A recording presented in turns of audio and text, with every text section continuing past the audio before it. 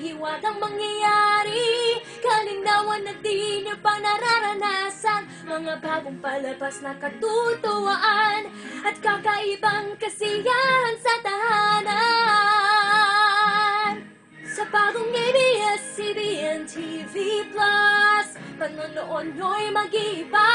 Di akalaing pwedeng ganito pala. Magbabago ang tingin nyo sa TV nyo, sa mahiwagang black box na ito.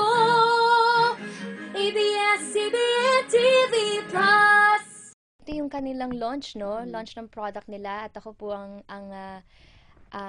napili na i-endorso itong produkto nila. So I'm grateful. Maraming salamat po to my ABS-CBN family, and I'm also proud, no? At natutuwa ako dahil excited ako para sa lahat ng manonood, yung nasa probinsya, sa Pampanga at sa Bulacan. Aabot po tayo dyan.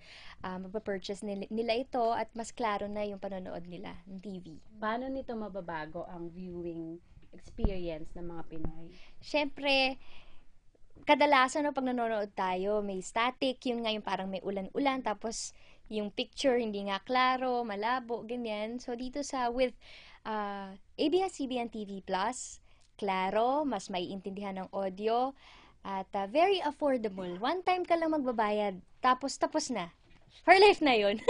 Galing, di ba? Meron siyang 4 exclusive channels.